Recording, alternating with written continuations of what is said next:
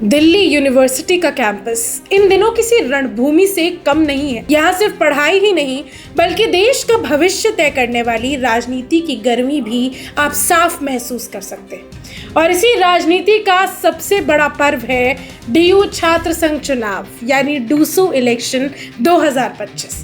18 सितंबर को होने जा रहे इस चुनाव में इस बार कई रिकॉर्ड्स टूटने और नए इतिहास लिखने की पूरी संभावना है, क्योंकि इस बार दांव पर सिर्फ 4 पद नहीं बल्कि महिला नेतृत्व की वापसी, छात्रों के असली मुद्दे और राष्ट्रीय राजनीति की नई दिशा लगी हुई है।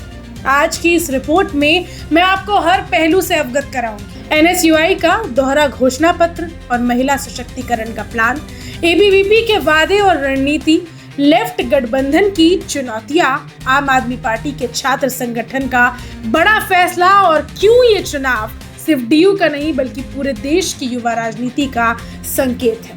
तो चलिए शुरू करते हैं इस धुआंधार रिपोर्ट को। दिल्ली यूनिवर्सिटी का छात्र संघ चुनाव यानी डूसू इलेक्शन कोई आम कॉलेज इलेक्शन नहीं है।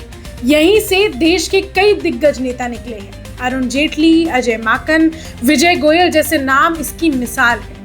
अब मैं आपको बताती हूँ कि मतदान कब होने वाले हैं और कैसे होने वाले हैं। वोटिंग 18 सितंबर 2025 को होगी।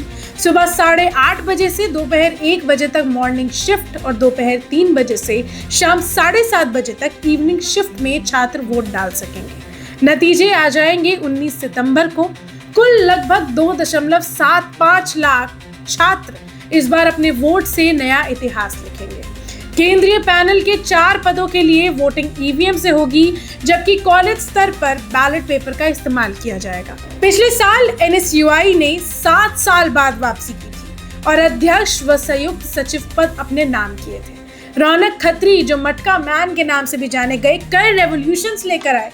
दीवार पर गोबर पोतना, ताले तोड़ना, खिड़कियां तोड़ना। इसीलिए इस बार मुकाबला और भी दिलचस्प होने वाला है। एनएसयूआई ने मास्टर स्ट्रोक खेला है, 2 घोषणा पत्र निकाले हैं। कांग्रेस समर्थित एनएसयूआई ने इस बार चुनाव को पूरी तरह नया मोड़ दे दिया है। इन्होंने छात्रों के लिए एक नहीं बल्कि 2 अलग घोषणा पत्र जारी किए हैं। सबसे पहला है मुख्य घोषणा पत्र, जो सभी छात्रों के लिए है और इसमें 11 बड़े वादे यानी ऐलान किए गए हैं। सबसे पहला, फीस वृद्धि खत्म, उच्च शिक्षा वित्तीय प्राधिकरण यानी HEFA को समाप्त कर समान शुल्क संरचना। दूसरा है राष्ट्रीय शिक्षा नीति 2020 का विरोध, शिक्षा का निजीकरण रोका जाए। तीसरा है हर कॉलेज के साथ एक हॉस्टल, स्मार्ट क्लासरूम और स्वच्छ शौचालय दिया जाए। अगला है कैंपस में free wifi, railway reservation centre और 24/7 लाइब्रेरी की सुविधा। फ्री दिल्ली मेट्रो और बस सेवा, सभी छात्रों के लिए मेट्रो स्टेशन से फ्री शटल भी चलाई जाए। SC, ST, OBC छात्रों को समय पर छात्रवृत्ति, दिव्यांग छात्रों के लिए 5,000 मासिक भत्ता, परीक्षा पत्र लीक रोकने के लिए निष्पक्ष और पारदर्शी परीक्षा व्यवस्था, कचरा प्रबंधन, हरित कैंपस और स्थिरता पहल, लैंगिक संवेदनशीलता और मानसिक स्वास्थ्य के लिए नियमित कार्यशालाएं। अब बात करते हैं दूसरे घोषणा पत्र की। दूसरा वाला महिला विशेष घोषणा पत्र है, जिसमें 5 बड़े वादे हैं। मासिक धर्म अवकाश यानी हर सेमेस्टर में 12 दिन का अवकाश, उत्पीड़न के लिए खिलाफ शून्य सहिष्णुता, 24/7 इमरजेंसी हेल्पलाइन और कानूनी सहायता, हर कॉलेज में sanitary napkin vending machine, changing room और मेडिकल काउंसलिंग सेंटर, बेहतर सड़क लाइटिंग, सीसीटीवी कवरेज और महिला सुरक्षा कर्मी, आंतरिक शिकायत समिति यानी ICC की सक्रियता और जेंडर सेंसिटिविटी की वर्कशॉप्स। अब जरा एनएसयूआई की उम्मीदवारों की टीम का नाम लें। अध्यक्ष के लिए जॉसलीन नंदिता चौधरी, महिला नेतृत्व इस बार एनएसयूआई ने खड़ा किया है। उपाध्यक्ष के लिए राहुल झांसला, सचिव के लिए कबीर संयुक्त और लवकुश भड़ाना। जॉसलीन ने कहा है कि कई साल बाद महिला को अध्यक्ष पद का अवसर मिला है। ये महिला सशक्तिकरण का एक बड़ा कदम है और हम डीयू में मोहब्बत की दुकान खोलेंगे, जहां विविधता और प्रेम को बढ़ावा देंगे। राहुल गांधी हमेशा मोहब्बत की दुकान की बात करते हैं और अब जॉसलीन भी डीयू में वही लाना चाहती है। प्रदेश कांग्रेस अध्यक्ष देवेंद्र यादव और अन्य बड़े नेता भी उनके साथ खड़े हैं। उनका दावा है कि 4 सीटें इस बार एनएसयूआई जीत कर दिखाएगी।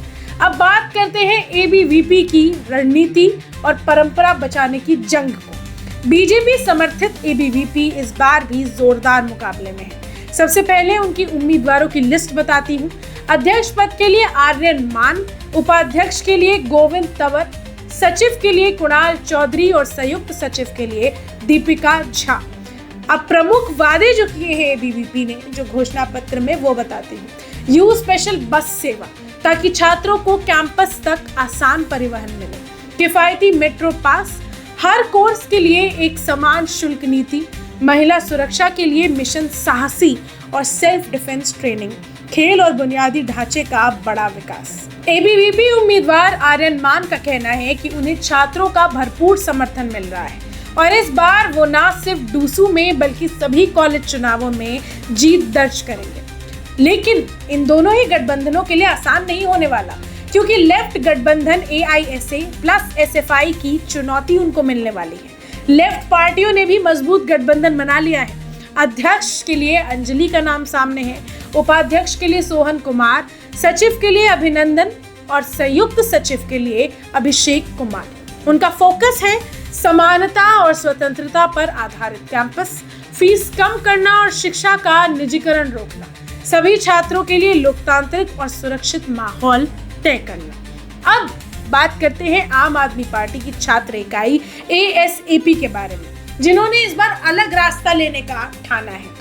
दिल्ली की सत्ता पर काबिज रही आम आदमी पार्टी की छात्र इकाई ASAP ने इस बार एक बड़ा फैसला लिया है। वे इस साल डूसू चुनाव में कोई उम्मीदवार नहीं उतारने वाले। जी हाँ, उनका कहना है कि हम इस साल संगठन को मजबूत करेंगे और अगले साल पूरी ताकत से उतरेंगे। फिर भी उन्होंने Indira Gandhi institute of physical education and sports sciences में निर्विरोध जीत दर्ज कर अपनी मौजूदगी का एहसास जरूर करवा दिया है। ASAP का फोकस है मेट्रो में छात्रों को मुफ्त यात्रा, हॉस्टल और लाइब्रेरी की जो कमी है उसे पूरा करना, फीस का बोझ जैसे मुद्दों पर लगातार दबाव बनाना। 2008 के बाद पहली बार डूसू में महिला अध्यक्ष बनने की पूरी संभावना दिखाई पड़ रही है। NSUI की जॉसलिन नंदिता चौधरी और लेफ्ट गठबंधन की अंजलि दोनों ही दमदार महिला उम्मीदवार हैं। कैंपस में चर्चा हो रही है अब की बार महिला अध्यक्ष का वार। तो इसलिए इस बार का चुनाव सिर्फ छात्र राजनीति ही नहीं बल्कि महिला सशक्तिकरण का प्रतीक भी बन सकता है।